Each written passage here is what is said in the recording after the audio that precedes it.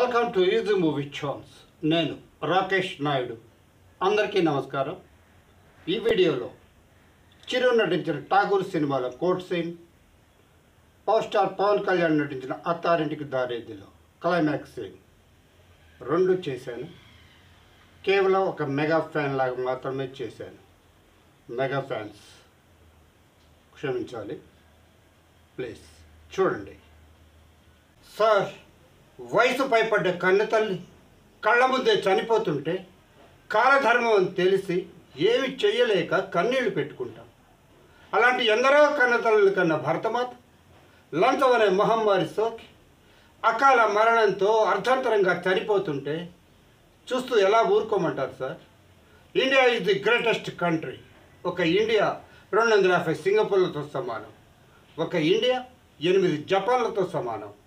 India జనాభా 102 కోట్లు. America జనాభా 28 కోట్లు.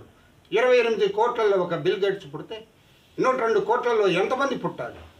కానీ ఒక్కరు కూడా పుట్టడం లేదు. కారణం, మన దేశంలో సైంటిస్టులు చేసే ప్రయోగాలు వెలుగు చూడాలంటే లంచం. మేధావుల మేధస్సు మన దేశానికి ఉపయోగపడాలంటే లంచం. అందుకే సార్, భవిష్యత్ బిల్ గేట్స్ మన దేశం వదిలి పరాయి దేశాలకి వలసపోతున్నారు. అక్కడ రాణిస్తున్నారు. చెప్పులు కుట్టుకునే అబ్రహం లింకన్ అమెరికా అధ్యక్షుడయ్యాడు. కానీ అలాంటి అబ్రహం లింకన్లు ఇంకా మన దేశంలో చెప్పులు కుట్టుకుంటూనే బ్రతుకుతున్నారు సార్. కారణం, మన దేశంలో అడుగడుగున లంచం. మున్సిపాలిటీలో నీళ్లు రావడానికి లంచం, ఇల్లు కట్టుకోవటానికి లంచం, కరెంటు ఇవ్వటానికి లంచం, ఆ కరెంటు కట్ చేయకుండా ఉండటానికి లంచం, రేషన్ కార్డుకి లంచం, రేషన్ తీసుకోవాలంటే లంచం, రైతులకు రుణాలు ఇవ్వాలంటే లంచం, ఆ రుణాలు కట్టలేనప్పుడు ఆస్తులు నిలుపుకోవటానికి లంచం, ఆసుపత్రుల్లో బెడ్కు లంచం, తినే బ్రెడ్కు లంచం, ఆడపడుచులు ఆపరేషన్ లేకుండా సుఖంగా ప్రసవించాలంటే లంచం, బర్త్ సర్టిఫికెట్ లంచం, డెత్ సర్టిఫికెట్ లంచం. ఈ విధంగా మనిషి పుట్టిన దగ్గర చచ్చే వరకు లంచం లంచం లంచం. అగ్గి పెట్టెల దగ్గర నుంచి రైలు పెట్టెల దాకా అవినీతి నడుస్తుంటే బతుకు రైలు ఏ పట్టాల మీద నడపాలి సార్? ఎవరు చేయి పట్టుకుని ఆ ఇంట్లోంచి వచ్చేసావో ఆమె మేనల్లుండి, ఎవరి కోసం అక్కడ ఒక మనిషి 25 ఏళ్లుగా కాలిపోతున్నాడో ఆయన కొడుకుని, ఎవరి కోసం అక్కడ ఒక ప్రాణం కొట్టుకుంటుందో ఆయన మనవడిని, కొన్ని వేల కోట్లు, 10 దేశాల్లో ఫ్యాక్టరీలు, 1,00,000 మంది కార్మికులు, ఇవేమి తృప్తినివ్వని ఒక పేదవాడిని, నందాకి వారసుడిని. అప్పటికి ఇప్పటికీ ఏం మారిందంతా? అప్పుడు ఆయన చేతిలో, ఇప్పుడు ఈయన చేతిలో, అంతేగా తేడా. అప్పుడు మా తాత చేసిన తప్పైతే ఇప్పుడు మీరు చేసే తప్పేగా. మీ కూతుర్ని వదిలే నేను తీసుకెళ్తా. మీరు రైట్ అయితే అప్పుడు ఆయన కూడా రైటేగా. నువ్వురా, నేను తీసుకెళ్తా. ఇదంతా నా తెలివితేటలతో నిన్ను కన్విన్స్ చేయటం కాదత్తా. ఆ రోజు నువ్వు తాత చేసిన తప్పని చెప్పాలన్నదే నా ఉద్దేశం. ఆయన ఆవేశం ఖరీదు నిన్ను పోగొట్టుకోవటం అయితే, నీ కోపం ఖరీదు 25 ఏళ్ళు పుట్టింటికి దూరం అవ్వటం. అత్త, ఆ రోజు నువ్వు ఇంట్లోంచి వెళ్ళేటప్పుడు ఒక్క క్షణం గుమ్మం దగ్గర ఆగినట్లయితే నీకు ఇంకో అరుపు వినపడేది అత్త. అదే అరుపు నువ్వు విని ఉన్నట్లయితే ఈ 25 ఏళ్ళు ఇంకోలా ఉండేది అత్త, ఇంకోలా ఉండేది. మామయ్య చేతికి దెబ్బ తగిలిందని తాతయ్యని వదిలేసా. మరి మా అమ్మని చంపిన తాతని నేనేం చేయాలత్తా?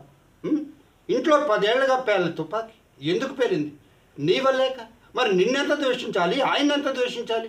కానీ నేను అలా చేయలేదే. చిన్నప్పుడు ఆయన చేయి పట్టుకొని పెరిగాను. ఇప్పుడు కూడా ఆయన అడిగారని మీ ఇంట్లో డ్రైవర్గా చేరాను, మీ కార్ డోర్ తెరిచాను. ఇప్పుడు నువ్వు వచ్చి ఆ ఇంటి డోర్ తెరవలేవా అత్త?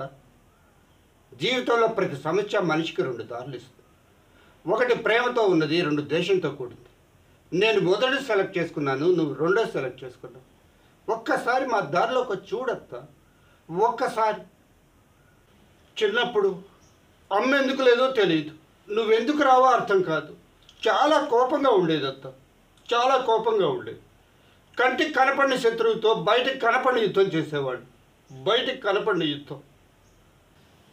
బాగుండటం అంటే బాగా ఉండటం కాదత్త, నలుగురితో ఉండటం, నవ్వుతూ ఉండటం. అందుకే మేము ఎంత సంపాదించినా నువ్వు లేని లోటు అలాగే ఉందత్త.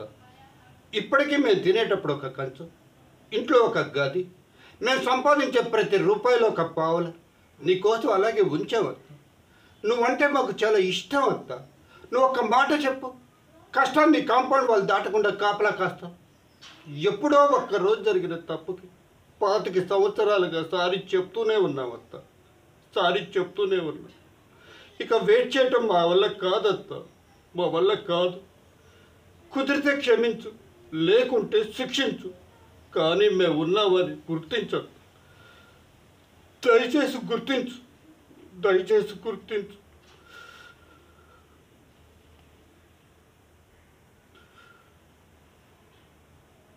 నెక్స్ట్ వీడియోలో మళ్ళీ కలుద్దాం. Thank you for watching.